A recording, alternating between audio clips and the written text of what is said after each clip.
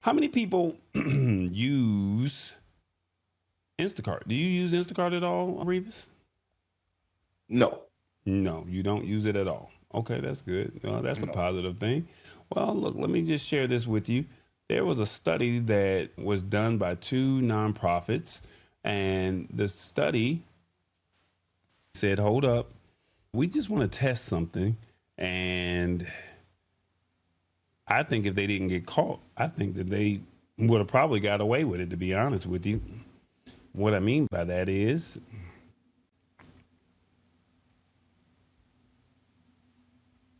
the Consumer Reports, Groundwork Collaborative, and More Perfect Union did a collaboration where they basically worked together to sign up 437 shoppers in 4 cities for a controlled test. So this was just a test. Each person added the very same items from their exact same grocery location to their Instacart cart. And what they found was nearly 3/4 of the grocery items showed up at different prices, with some individual items having as many as 5 different prices listed simultaneously. So basically, you put something in the cart, I put something in the cart, Sheila Baker put something in the cart, Joyce put something in the cart, Lisa Maria put something in the cart, and you got 5 different prices. The same item, same location. And they said, on average, the difference between the highest and lowest price customers saw was 13%. And for one specific item, the difference was a shocking 23%. So it could fluctuate between 13 to 23%. And when they reached out to Instacart and said, hey, what's going on? They said that this is testing that has always happened. And they claim that just as retailers have long tested prices in their physical stores to better understand consumer preferences, a subset of only 10 retail partners, ones that already apply markups, do the same online via Instacart. They added that these tests are short-term and random, and they help retail partners figure out what matters most to customers and how to keep essential things affordable.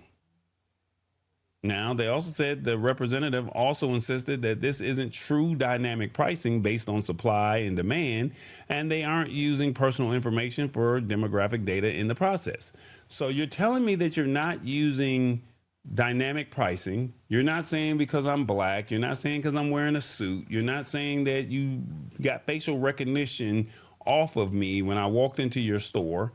You're not saying that, but somehow 5 different people got 5 different prices. And they said most of these tests happened at Safeway and Target stores, and the results look similar at both. Target jumped in and said, whoa, whoa, whoa, we're not affiliated with Instacart and is not responsible for prices on the Instacart platform. Our price is our price. So if you go over to Instacart, you got to pay a markup. That ain't got nothing to do with us. That's what Target, we're distancing ourselves from this. And they said that the study took place while they were evaluating different approaches to cover their platform costs, but they have since stopped the pricing test on Target orders. So I got a website. I'm going to sell you the items that's at Target as a markup, and I'm charging 5 different people 5 different prices just to see what works well, what does not work well. And today, because this was on Good Morning America this morning, they said they're trying to clean it up a little bit, saying these tests showing higher prices to some are actually intended to help retailers offer lower prices eventually. They went on to talk about how much they care about consumers being able to afford groceries. Now, that's what they say, but that's not what they were doing. The question that I have before I ask Revis, what do you think of Instacart changing prices? 1, this is wrong on all levels. 2, they got caught with their hand in the cookie jar.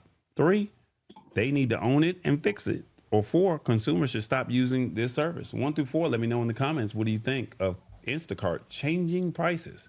Keep in mind, it was just a test, as they say, but if they didn't get called out on it, do you think they would have allowed it to ride? keep going a little bit longer? What do you think? Revis, your thoughts? I think they got caught with their hand in the cookie jar. I don't use all these different services, and this is the reason why. You know, I'd rather just go in the store, buy what I'm going to buy, then I'll get it for that store's price. All that Instacart and all these other things, I'm not about to do all that. That's why I say this tech stuff is getting complicated. A lot of people are relying more on this stuff, and it's a lot of tests that has to be run. And I noticed that the government is starting to crack down. They're starting to do a whole bunch of things. It's not the first time that you said that the government caught people with their hands in the cookie jar. Look, Awesome Fun Thing You guys says, beware. Awesome Fun Thing says, just a test. Don't pee on my leg and tell me it's raining.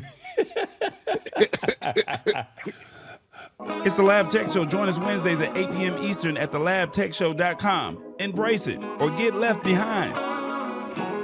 Alrighty then.